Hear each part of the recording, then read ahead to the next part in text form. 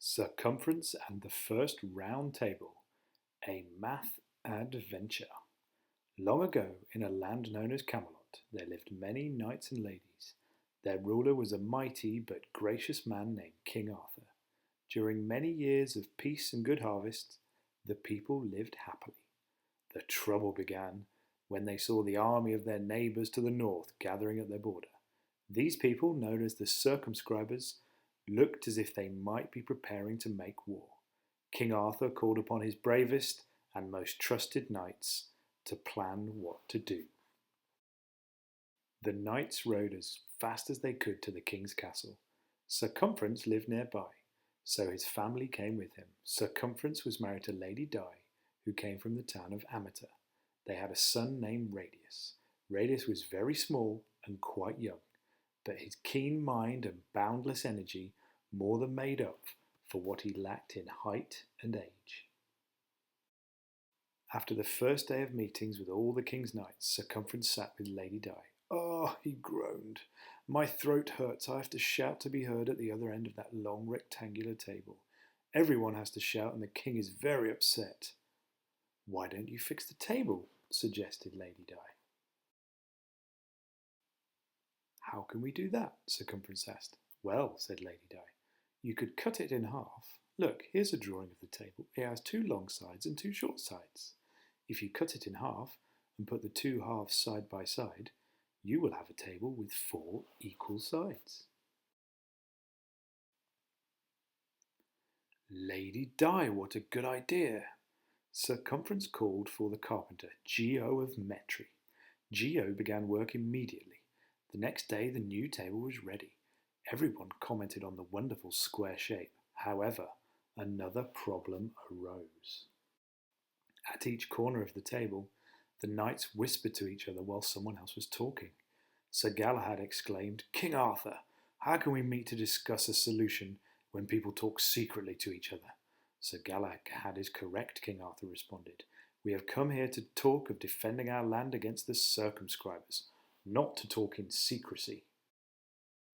After the meeting, King Arthur told Circumference a new table was needed. That night, Circumference told Lady Di about the problems with the square table.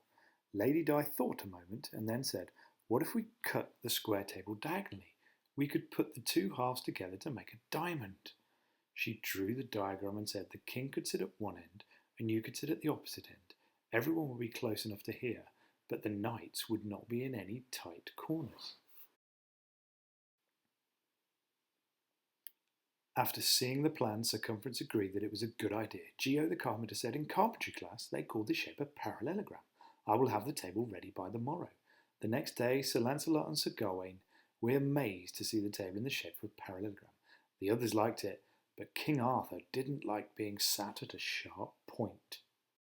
The king let the knights have jousting practice and swordplay while he spoke with Circumference. "Circumference, the point of the table sticks into me like a sword. We need to think about the ways to prevent war, but this table makes me feel like fighting. Can you fix it?" "I will do my best, sire," said Circumference.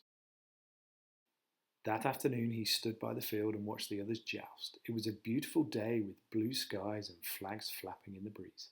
Sir Gawain's flag was blue with a white cross. Sir Lancelot's flag was green with lions, and Sir Torre's flag was green with an eagle. The flags were all similar in shape, but they were all triangles. "That's it," said Circumference, "a triangular table."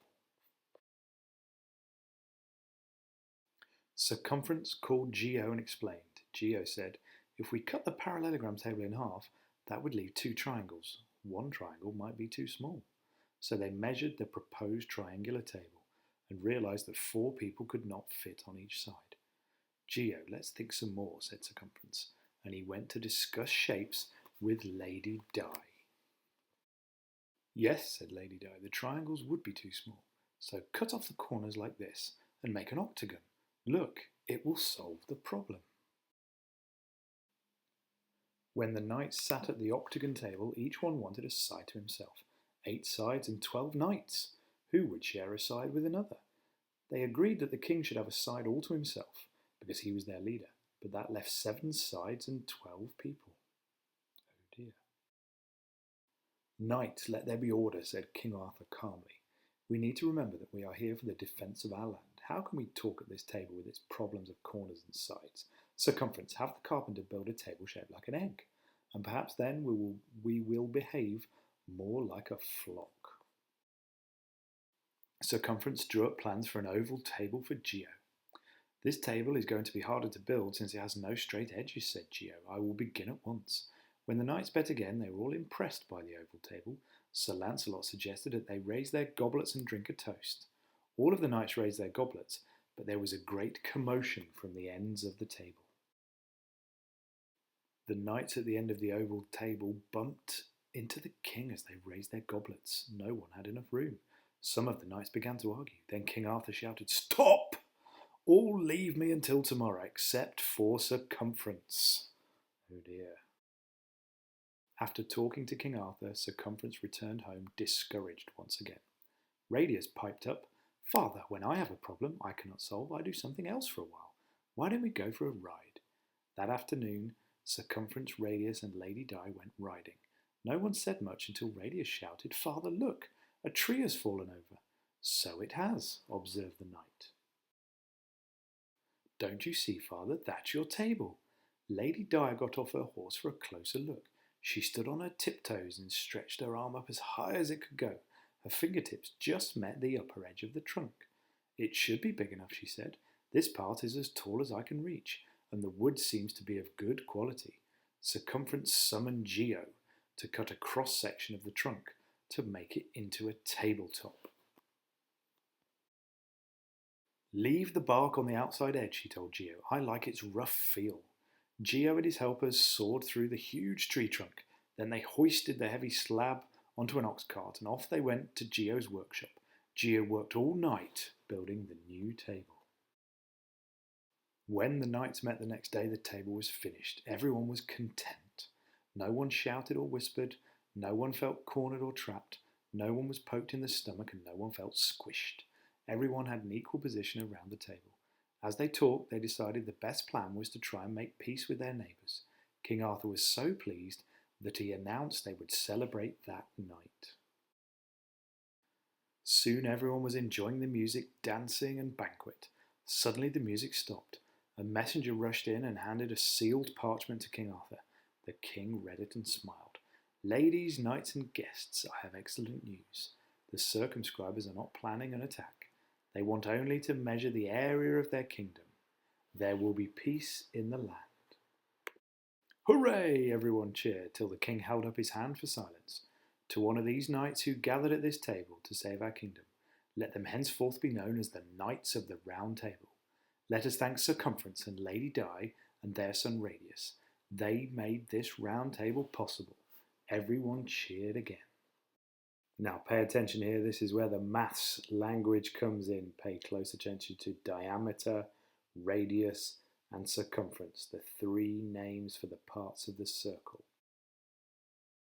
Furthermore, because Lady Diameter has a reach that is equal to the distance across the table, we will name this measurement for her.